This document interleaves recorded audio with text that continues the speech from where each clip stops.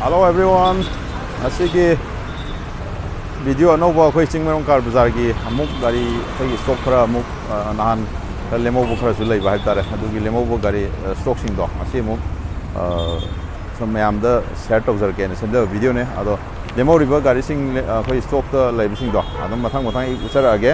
ado video se adum mayam nungai biraga di like and subscribe to tawi go ado awra se video se gari sing kinu kai mathang hajarake ado si mamang do uriba koi gi swift sigi koi gi magi keno se model se habet hajarake 2013 gi model ne ado ma si VXI variant oirego ado ma si June gi 2013 gi June adai gi keno ne ado mai variant je VXI ne adum gari magi scratch nung laiba khotpa kaimta thodo ko ye yaudri go gari se adum aduna maintain tawbo gari male ko ado mamang so muta habtang usar ki ko si sina mamang gi ni ko ado si gari se akoi gi akoi number se NOC loimak yaugni ko NOC lo yaugni si turn indicator ga lo yaug ko manung je habtang usar ke mai manung gi design is mai tawe sit su loimak enone leather ne habtare ko leather की quality तुम यहाँ फजना याव रही हम फना है तारे ऐसे अदो मागी किलोमीटर से क्या 29,000 मुक्की सांग दा थाउरे को किलोमीटर से ऐसे ना मनिंगी कंडीशन स्माइना लगी गाड़ी से अदम डायरेक्ट येंग बंदरा मुंग है ना क्या तो बुद्धि नुआई ने अदो का मागी प्राइस डिमांड से 3,55,000 हाइब तारे अदम याब्राइन खले अदो प्राइस अदम स्लाइटली खितंग नेगोशिएट अदम तौबुदी यागनी को अदो टायर की कंडीशन नि खितंग बुदी केनो तौई को अदम खर थाउनबा यागनी को से टायर की कंडीशन से ने अदो मथंग दामो कोई Hyundai की i20 हम उचर के सीजना Hyundai की i20 माँ से 2012 की जुलाई अदाई की मॉडल ने वेरिएंट ना कोई की मैग्ना आदगी माँ की किलोमीटर से उसी 36,000 मुकी सांग थाउरे को तो माँ से टायर से दम यारी को टायर थाउना बा यारी टायर कंडीशन अदगी मामा गोमदगी जो हापेट उसरके गाड़ी से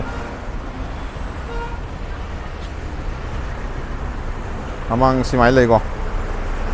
अदो गाड़ी से कलर सु कछु थोदोक तौदे अदम कलर सु याम फजना कनो तौरे अदो मेजर स्क्रैच कुमदी कछु थोदोक याउदे गाड़ी येंग नुवाई हाय तारे अदुगा मागी प्राइस डिमांड जे एम हाइजर के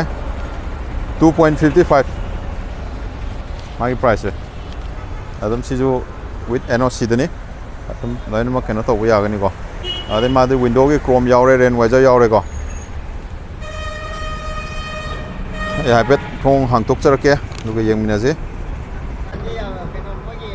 ये मानुंग गिजु स्माइल तोरे इंटीरियर सु नाले अदु सीट कवर सु याम फजने यावरे को अदम मा से कोई की किलोमीटर से 30 का 6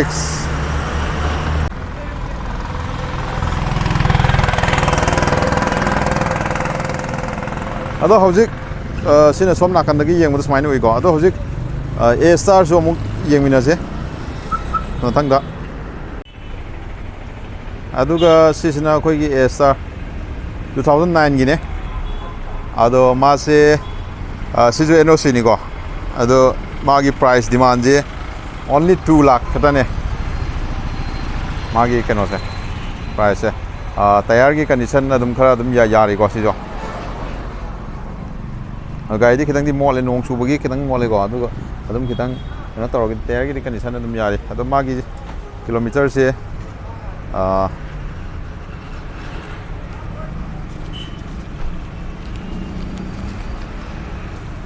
किलोमीटर 35 मुक थौरे येंगसे sini mai manung interior design manung interior di am nali ko singai ja seat ki budil leather oidre magi price 2 lakh katane adam gari si yabra in khalle ado price su loimak slightly negotiate tobo di dum yagani ko all power window oire ko adom tang la ga yeng biyo koi gari se la ga kuina leitaba adom sat khibane hen ba hai tare aduna myam ong tang lak piraga gari singje hakteng na nam tang yeng biraga aidi lauga da bal lairaga di tang yeng biyo hai tare ko ado ai maning de sung charake